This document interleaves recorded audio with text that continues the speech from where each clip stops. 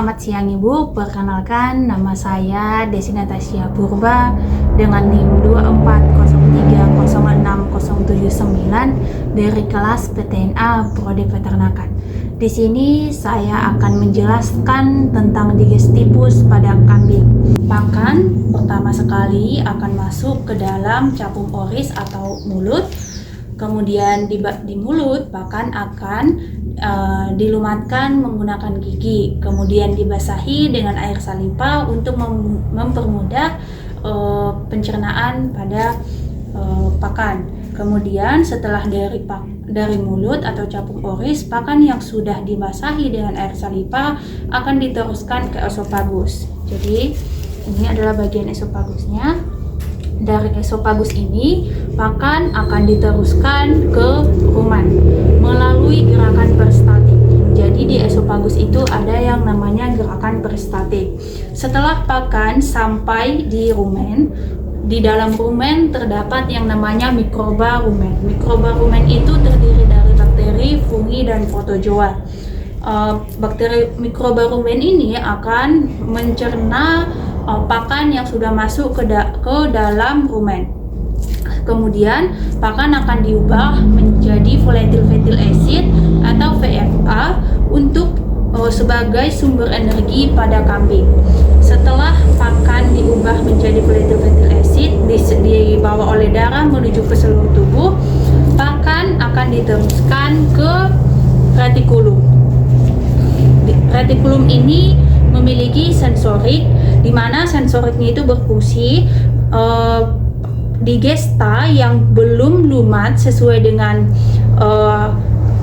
sensorik yang dibutuhkan oleh si retikulum, maka pakan akan dikirim kembali ke rumen.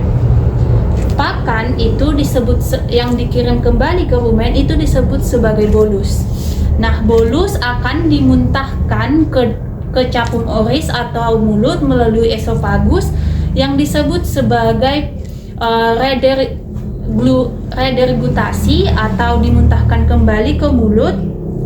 Setelah dimuntahkan kembali ke mulut, maka di mulut akan terjadi namanya pengunyahan kembali yang disebut sebagai remastikasi. Setelah remastikasi, maka pakan akan ditelan kembali yang disebut sebagai dengan redeglutasi. Setelah ditelan kembali melalui esofagus menuju rumen, maka akan diserap kembali di bagian rumen menjadi volatile fatty acid.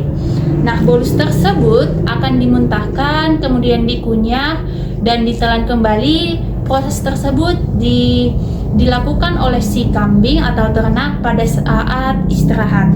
Maka kita sering melihat kambing sering mengunyah pada saat istirahat, itu berarti dia sedang melakukan 3 tahapan tersebut. Setelah dari rumen, pakan akan diteruskan lagi ke retikulum.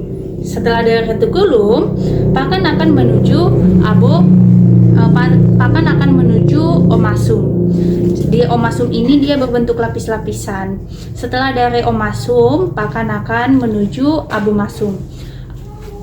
Abomasum ini merupakan lambung sejati yang terdapat pada ternak ruminansia atau kambing. Di dalam abomasum ini pH-nya sangat lumayan asam, di mana pH-nya dan terdapat HCl. HCl ini akan memecah mikroba. Karena pH-nya asam, maka mikrobanya akan terpecah menjadi zat-zat yang akan diserap oleh tubuh kambing. Abomasum berbeda dengan rumen. Abomasum pH-nya itu cenderung asam, sedangkan kalau di rumen dia cenderung netral.